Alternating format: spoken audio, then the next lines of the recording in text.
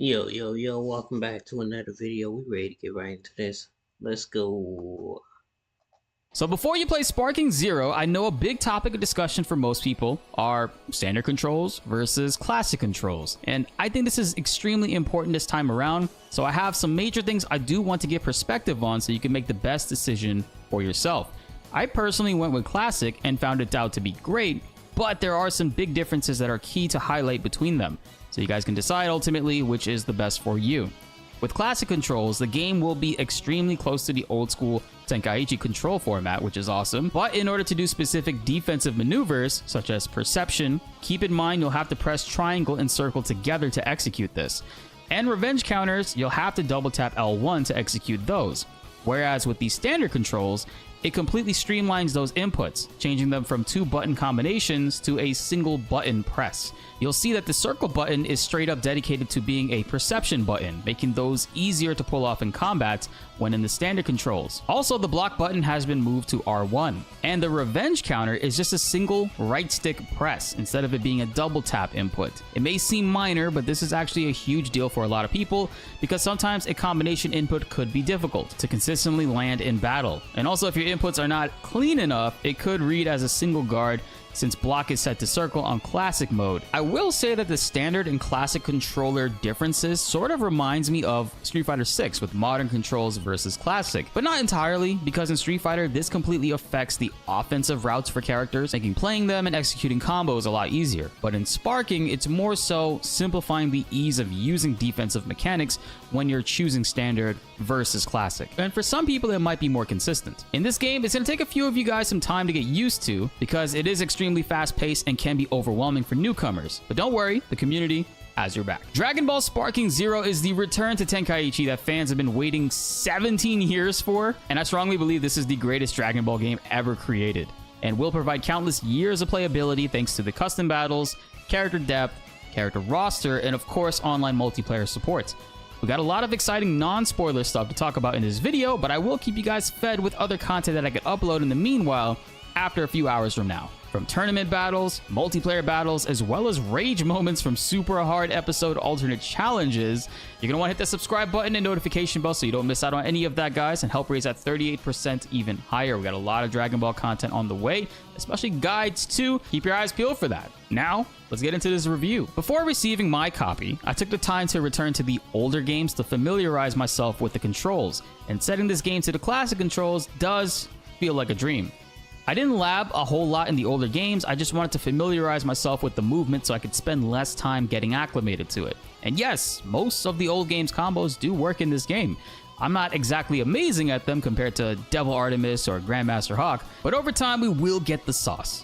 However, there are defensive mechanics that they introduce that can prevent the longer combos from continuing if you properly execute them when needed, which I think is a great addition because newcomers to the series are going against older veterans who know how to string together 99 plus hit combos are not going to have a great time. But my point in mentioning the defense specifically is relating to the computer opponents because they have an incredible sense of difficulty, almost to a point where it feels kind of overtuned in some ways, but let me explain. Difficulty in this game seems to be based on how often the CPU will read your inputs and counters. They use these defensive mechanics to perfection, and well, almost too perfect at times, but its difficulty is inconsistent because a computer that will be giving me a hard time in almost every match trying to combo them, they will allow you to fully key charge to max out and go into sparking, even when you're just standing in front of them charging up. They won't even perform an action or try to interrupt you. At the very most, they'll throw out little key blasts or they'll rush at you, but they won't even attack you. They'll just sit in front of your face and let you do it. Like a traditional high-level AI and even a real player would just super dash immediately to try to land a hit on you to stop you from charging up. So borderline in harder fights, you could actually just spam charge sparking over and over again to really beat down the CPU and end matches quickly because they don't react to it as often as they should, in my opinion. But the best thing about this is that when you're in melee combat, it gives you an extreme crash course in defense, learning to properly integrate revenge counters and perception while making you a god at Z counter timing. Because I can tell you right now, my day one Z counters were not there, and now a few days later, I'm able to get the last word on the AI. But you gotta get good at that stuff because if you don't, the CPU is just gonna have their way with you. And also make most of those 30-hit combos that you practiced impossible to get past 5 or 6 hits. This was my experience the first couple of hours, and it was frustrating, but after learning, I'm extremely grateful. So I just want to give you guys a heads up for those who are not going to go online immediately. The computer, enemies, defense, and their use of those mechanics at times will be godlike. So definitely hit that tutorial with Piccolo and Gohan and properly learn all of what the game has to offer. Multiple times if you have to. The main menu has a ton of charm as you cycle through it. You're going to see Goku constantly interacting with everybody and the voice dialogue quips can trigger. After a while, it can get kind of annoying and laggy even when you try to quickly cycle through them. The first menu swap makes it seem like you have to wait for the entire animation to play out before you can actually press it again to go to the next side. But you can actually spam through it at will.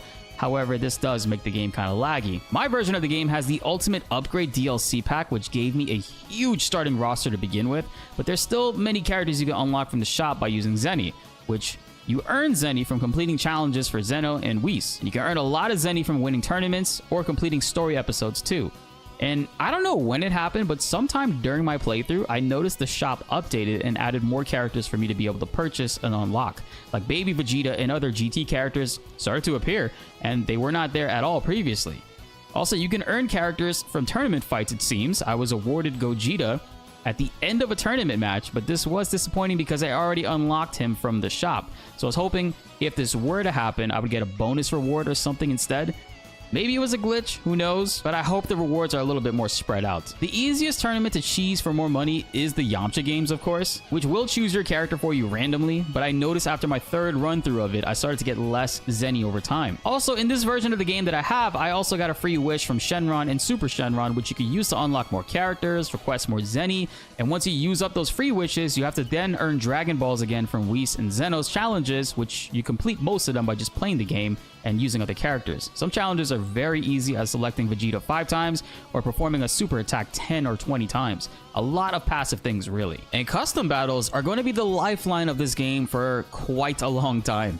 We already know there's thousands of different dialogue options to input, but the grammar can be a little off at times, which is hilarious, and I really like that about If you're a web designer, here are 4 Wix Studio features you gotta know. it. It's sort of like Mad Libs for those who grew up in my generation. We have a world library of other creator custom battles that you can actually upload, but keep in mind, you do have to complete your challenge at least once before you can upload it, so you can't create an impossible challenge. It has to be at least doable to some extent, or you gotta have some skills.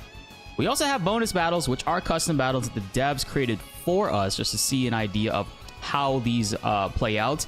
I've gone through and completed quite a few of them to get an idea of how they work.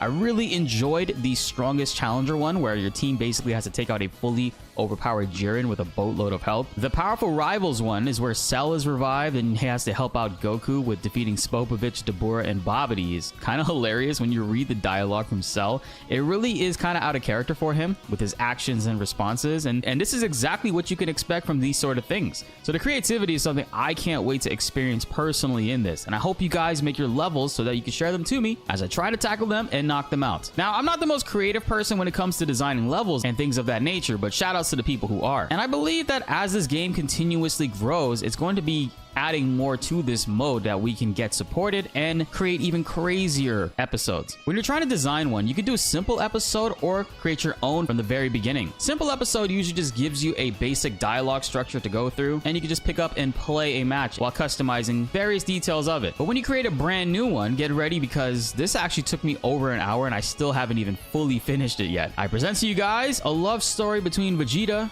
and Toppo. Get ready for a lot of this. This dialogue is generally safe. There's a lot of flexible routes to make the characters really shine. You can create 5-shot scenes for the intro, the ending if you win, and then ending if you lose. And aside from that, you can customize the objectives to trigger different conditions that can take effect in battle if they are met, which can also change the way that fights do play out. Enemy difficulties can also be scaled up as well, so there is a decent amount of variety to this. Now, the main thing that I really love about the episode story content are, of course, the alternate paths of where you can deviate from things that happen within the show and manga. Now, I'm not going to spoil them for you guys because there are some really dope things that they do with the what-if scenarios and alternate routes. I haven't seen them all for myself just yet, but Dragon Ball fans are going to have big smiles on their faces. And I know we're talking like spoilers because everybody knows the story of Dragon Ball, but these alternate routes really do some pretty awesome things, and I would not want to take that away from you guys. I will say my only gripe about this game are the cutscene to slideshow story ratio. It feels like since Budokai 1 did full cutscenes, no other Dragon Ball really feels the need to do this, and instead they'll take a minimal story text or slideshow approach for most encounters, which really bothered me since Budokai 2. I get why they do it. It's to save time, speed up development, and use less resources for budget. Plus, there's hundreds of Dragon Ball games out there. We all know the story, so designing cutscenes for this can get pretty tiresome, I can only imagine. But I thought that since custom battles were going to be using this slideshow element for the most part, that maybe the main story would not do that as much. But no, main story actually blends the two and mostly uses the slideshow when going through it. And when it's an animation playing out, the movement can be kind of weird and minimal. But I will say that the first-person camera feature is really cool, but only in certain shots. Because in some shots where it's just non-stop talking of Goku Black, it's kind of like, okay, why is this even an option? We're not doing anything here. But this shot of Goku being squeezed by the Great Ape Vegeta, though, is a perfect example of why this stuff is pretty cool. And I think more moments like this are going to make this camera option really cool to come back and check out for each playthrough. Gives you a really cool perspective. During my playthrough, there also was an update and the online multiplayer finally became available. Ranked is still down for maintenance, of course, but I did try to do normal matches of single or even DP battles, but unfortunately, there was nobody to be found in the quick match queue. I was hoping to enjoy at least one match against a real player that won't non-stop spam counters to a frame-perfect degree, but it looks like we're going to have to wait for the 7th when more people finally have the game. Sparking Zero is a Dragon Ball fan's endless playground and dream game. There's no shortage of things to do between world tournaments, episodes, both legacy and story, learning its deep roster of characters, unlocking them as well, which I do appreciate because there's a lot of games that do launch with every single thing unlocked for characters. Pretty much said everything. I'm gonna get out of here.